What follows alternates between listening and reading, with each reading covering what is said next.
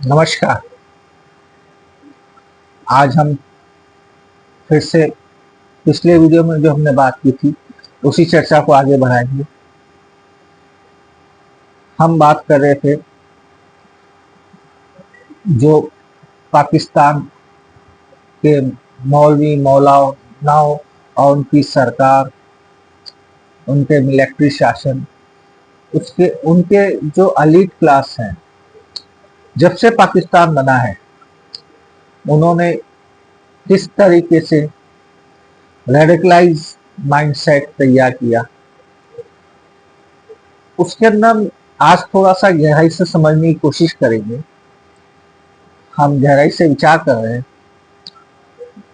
कि क्या ऐसा क्या है आज दुनिया के अंदर 57 इस्लामिक देश है, लेकिन उसके अंदर खास तौर से इस पाकिस्तानियत क्या है कि आज पूरी दुनिया के लिए पाकिस्तान एक आतंक की फैक्ट्री बना है और उसका एक बच्चा और तैयार हो रहा है, बांग्लादेश।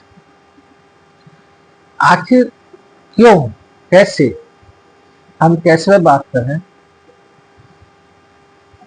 तो जिस तरह हमने पिछली वीडियो के अंदर हमने विचार किया था, तो कहने का विचार जो हम कर रहे थे कि आखिर उन्होंने अपने धर्म का सहारा लिया इन सबको करने के लिए, दो कौमी नजरिए को सही साबित करने के लिए उन्होंने अपने लोगों को रेडिकलाइज करने के लिए, अपने लोगों को हिंदुस्तान और हिंदुओं के खिलाफ तैयार करने के लिए उन्होंने अपने धर्म का सहारा। उन्होंने अपने धर्म को, अपना धर्म क्या, उनका जो मजहब है, उस मजहब को इस तरह उसको डिजाइन किया कि आज वो पूरी दुनिया के लिए नासूर बन चुका है। आज पूरी दुनिया को पता है कि वो एक आतंक का गढ़ है, द फैक्ट्री ऑफ टेररिज्म। आज पूरी दुनिया के अंदर उनका ये जो जिहादीपना है, जो जहालत है, वो हर जगह दिख रही है। सब लोग इससे परेशान हैं। खैर, हम इसको थोड़ी सी गहराई से समझने की कोशिश करते हैं कि उन्होंने अपने मजहब को किस तरह से, उसकी संरचना को किस तरह से रीडिजाइन किया।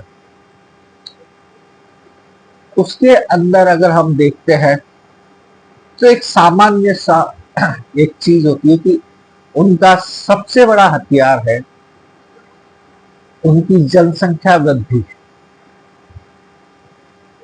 आप देखेंगे कि हर मुसलमान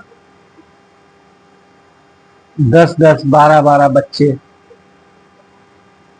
पैदा कर रहा है। ये उनका सबसे बड़ा हथियार है,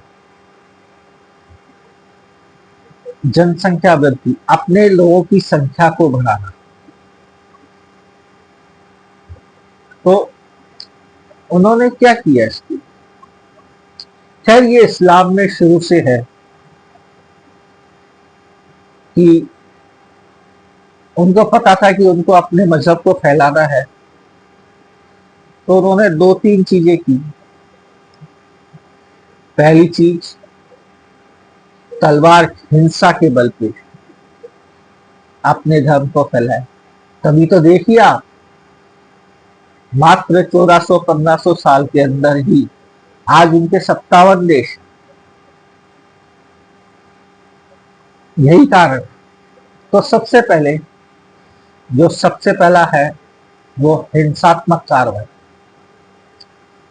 उनके अंदर दरिद्रता थी। अब हम चलते हैं अपने मुद्दे पे।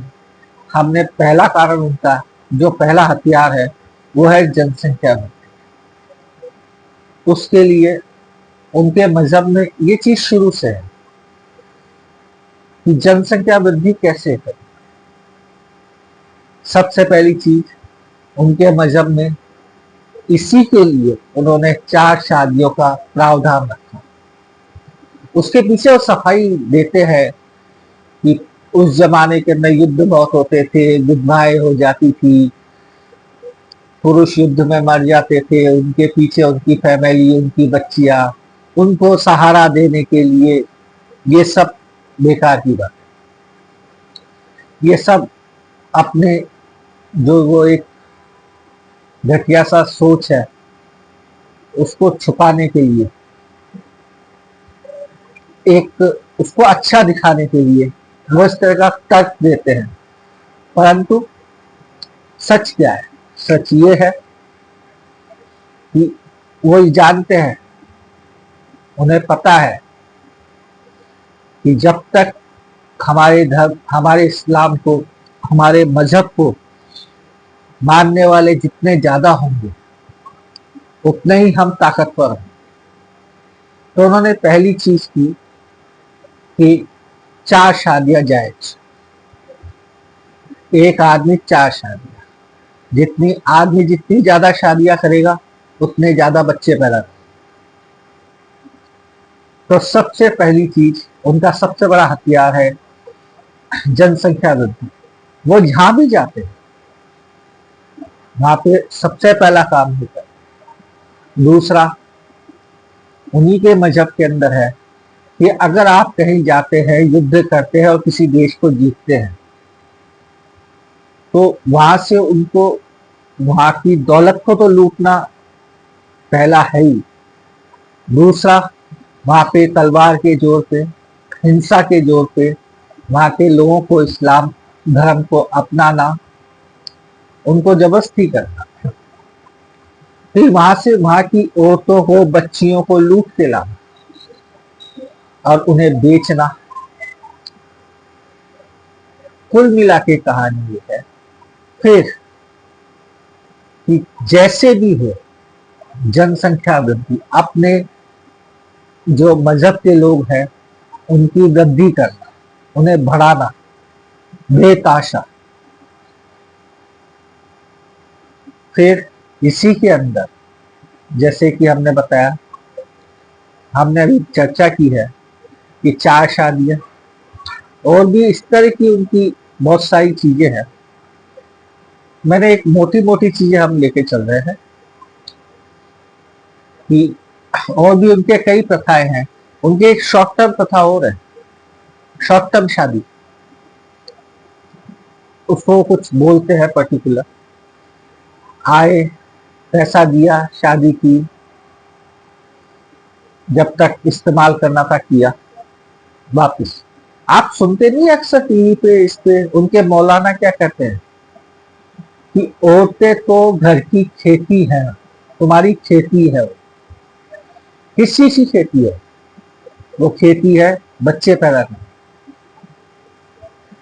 इसीलिए आप कभी भी देखिएगा इस्लाम के अंदर, उनके मजहब के अंदर औरतों को हमेशा दबा के रखा जाता है, पर्दे में रखा जाता है, घर में रखा जाता है। देख नहीं रहे अफगानिस्तान के अंदर तालिबान इस्लामिक शरिया लॉ के तहत जो जो चीजें होती है वो कर रहे हैं। तो औरतों को जितना आप दबा के रखेंगे, जितना आप अंदर रखेंगे, तो उनका मानसिक विकास नहीं होगा। मानसिक विकास नहीं होगा तो क्या होगा? वो दबके रहेंगे। उनका एक ही काम है, बच्चे पैदा करना।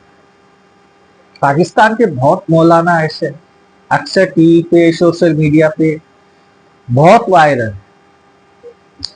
तो पहला कारण है, उसके अंदर एक चीज और है, सिर्फ औरतों को दबाना ही नहीं, जो मोमीन है, मोमीन सब जानते हैं कौन किसे कहा जाता है उनके मजहब में। तो ये जो मोमीन है, जो मजहबी लोग हैं, उनके दिमाग के अंदर सिर्फ एक चीज जो भरी जाती है सबसे ज्यादा, वो है सेक्स। और एक और चीज है उनके, वैसे वीडियो थोड़ी लंबी हो रही है, समय हो रहा है, लेकिन फिर भी इस एक टॉपिक को तो अपन पूरा करते हैं। उनके मजहब में क्या है? Cousin marriage. कजन मैरिज का क्या अर्थ है?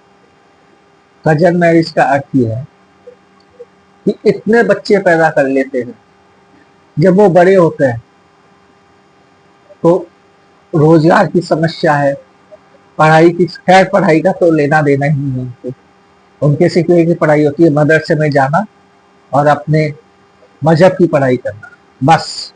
और जो मौलवी सिखाते हैं, वहां जो पढ़ाते हैं, सबको पता है आज छुपा हुआ था, लेकिन सोशल मीडिया की ताकत, सोशल मीडिया की वजह से, इंफॉर्मेशन टेक्नोलॉजी की वजह से आज सारी चीजें खुल के सामने आ गई।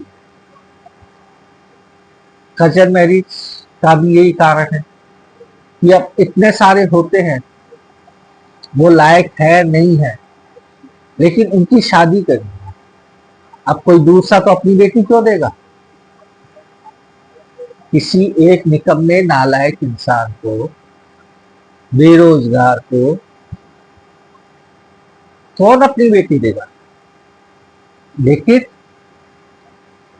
वो चूंकि मोमीन है, वो एक लड़का है, तो उसका पहला धर्म, उसका पहला जो धर्म है, धर्म, हाँ, उनके मजहब का जो पहला सिद्धांत है वो ये है कि बच्चे पैदा करें, ज्यादा से ज्यादा